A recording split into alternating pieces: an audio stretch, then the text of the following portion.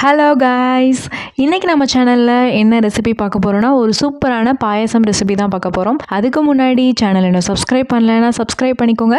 வாங்க வீடியோக்குள்ளே போகலாம். இன்றைக்கி நம்ம பார்க்க போகிற ரெசிபி என்னென்னா சக்கரவள்ளி கிழங்கு பாயசம் ரெசிபி தான் பார்க்க போகிறோம். இது வந்து சிவராத்திரிக்கே நிறைய பேர் வீட்டில் செய்வாங்க. சக்கரவள்ளி கிழங்கு வச்சு நிறைய ரெசிபிஸ் வந்து சிவராத்திரிக்கு செய்வாங்க. அதில் ரொம்ப ஈஸியான ரெசிபி ஏதாவது வேணும்னு கேட்டிங்கன்னா கண்டிப்பாக இந்த பாயசம் ரெசிபியை ட்ரை பண்ணி பாருங்கள். ரொம்பவே சிம்பிளாக தான் இருக்கும். நான் ஆல்ரெடி சக்கரவள்ளி கிழங்கு வச்சு நான் நிறைய ரெசிபிஸ் அப்லோட் பண்ணியிருக்கேன். உங்களுக்கு வேணும்னா நீங்கள் செக் பண்ணி பார்த்துக்கோங்க. சிவராத்திரி பிளேலிஸ்ட் தனியாகவும் நான் ரெடி பண்ணியிருக்கேன். வேணும்னா நான் டிஸ்கிரிப்ஷனில் தரேன், செக் பண்ணி பார்த்துக்கோங்க. இப்போ வாங்க சக்கரவள்ளி கிழங்கு பாயசம் ரெசிபி எப்படி செய்யறதுன்றதை பார்க்கலாம். இதுக்கு ஃபர்ஸ்ட் 2 சக்கரவள்ளி கிழங்கு எடுத்துக்கோங்க. நீங்கள் 2 இல்லைனா 1 எடுத்தாலே போதும். ஏன்னா 1 துருவுனாலே நிறையா தான் உங்களுக்கு வரும். நீங்கள் 2 வேணும்னா தாராளமாக 2 எடுத்துக்கலாம். நான் வந்து 2 எடுத்திருக்கேன்.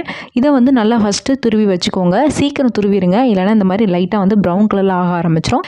சக்கரவள்ளி கிழங்குலே 2 வெரைட்டி இருக்குது. கொஞ்சம் வந்து எல்லோயிஷாக இருக்கிறது வந்து சீக்கிரம் கருக்காது. இந்த மாதிரி ஒயிட் கலரில் இருக்கிறது சீக்கிரம் கருத்துரும். ஸோ வந்து கருக்கிறதுனால ஒரு பிரச்சனையும் இல்லை. நீங்கள் சீக்கிரம் செய்கிறதா சீக்கிரம் செஞ்சுக்கலாம். சில பேர் வந்து சக்கரவள்ளி கிழங்க துருவின பின்னாடி தண்ணியில் போட்டு அலசிட்டு நல்லா புழிஞ்சிட்டு அதுக்கப்புறம் எடுத்து செய்வாங்க. அப்படியும் நீங்கள் செய்யலாம். ஆனால் அதில் தண்ணியில் போட்டு நல்லா புழிஞ்சிட்டு சக்கையெல்லாம் எடுத்துட்டோன்னா சத்தெல்லாம் அதில் போயிடும்ன்றதுக்காக நான் அப்படியே ஆட் பண்ணியிருக்கேன். ஸோ உங்களுக்கு எப்படி விருப்பமோ நீங்கள் அந்த மாதிரி செஞ்சுக்கலாம். ஜவ்வரிசி வந்து நான் ஊற வச்சுருக்கேன். இது வந்து ஒரு 2 மணி நேரம் நல்லா ஊற வச்சு எடுத்து வச்சுருக்கேன். பாயசத்துக்கு நான் எப்போவுமே ஜவ்வரிசி ஆட் பண்ணுவேன். அதனால ஒரு 1/2 கப் அளவுக்கு நான் எடுத்திருக்கேன். இது வந்து ஒரு 50 கிராம் அளவுக்கு இருக்கும். உங்களுக்கு வேணும்னா ஆட் பண்ணிக்கோங்க, வேண்டாம்னா தாராளமாக ஸ்கிப் பண்ணிக்கலாம். இப்போ ஒரு பேனில் 2லேருந்து 3 டேபிள் ஸ்பூன் அளவுக்கு நெய் ஆட் பண்ணிக்கலாம். ஆட் பண்ணிவிட்டு நம்ம துருவி வச்சுருக்க கிழங்கு ஆட் பண்ணிக்கோங்க. ஆட் பண்ணிவிட்டு ஒரு 2லேருந்து 3 நிமிஷம் நல்லா வந்து வதக்கி விட்டுக்கோங்க அந்த நெய்யிலே. அதுக்கப்புறம் நம்ம ஊற வச்சுருக்க ஜவ்வரிசி ஆட் பண்ணிவிட்டு அதையும் சேர்த்து நல்லா மிக்ஸ் பண்ணிக்கோங்க. இப்போ வந்து பால் வந்து 3 கப் அளவுக்கு நான் ஆட் பண்ணியிருக்கேன். இது வந்து ஒரு 600 ml இருக்கும்.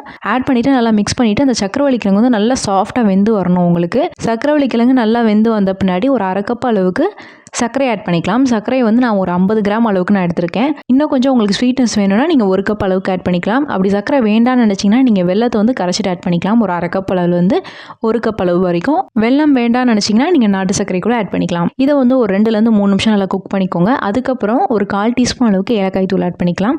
சாஸ்திரத்துக்கு கொஞ்சம் உப்பு ஆட் பண்ணுறதுனா ஆட் பண்ணிக்கலாம். இதெல்லாம் ஆட் பண்ணிவிட்டு ஒரு 2 நிமிஷம் நல்லா கொதிக்க விடுங்க. நல்லா திக்காகி வந்த பின்னாடி ஸ்டவ் ஆஃப் பண்ணிவிட்டு இறக்கிடலாம். அவ்வளோதான், ரெடி ஆயிடுச்சு. பாருங்கள், நல்லா வந்துருச்சு. இப்போ இது தனியாக இருக்கட்டும். இப்போ இன்னொரு பேனில் 3லேருந்து 4 டேபிள் ஸ்பூன் அளவுக்கு நெய் ஆட் பண்ணிக்கலாம். ஆட் பண்ணிவிட்டு உங்களுக்கு தேவையான அளவுக்கு முந்திரி கிஸ்மிஸ்லாம் ஆட் பண்ணிவிட்டு நல்லா ரோஸ்ட் பண்ணிக்கோங்க.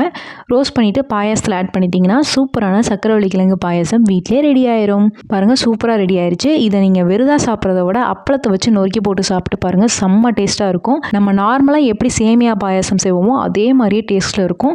சக்கரவள்ளி கிழங்கு போட்ட மாதிரியே இருக்காது. ஸோ கண்டிப்பாக ட்ரை பண்ணி பார்த்துட்டு எப்படி வந்திருக்குன்னு எனக்கு கமெண்ட்ஸில் சொல்லுங்கள். ஸோ இந்த ரெசிபி உங்களுக்கு பிடிச்சிருக்குன்னு நினைக்கிறேன். இந்த சிவராத்திரிக்கு செஞ்சு பார்த்துட்டு எனக்கு கமெண்ட்ஸில் ஃபீட்பேக் சொல்லுங்கள். ஸோ இந்த வீடியோ உங்களுக்கு பிடிச்சிருக்குன்னு நினைக்கிறேன். பிடிச்சிருந்தா லைக் பண்ணுங்கள், ஷேர் பண்ணுங்கள், கமெண்ட் பண்ணுங்கள். மறக்காமல் சேனலை சப்ஸ்கிரைப் பண்ணுங்கள். இன்னொரு வீடியோவில் பார்க்குறேன். பாய்.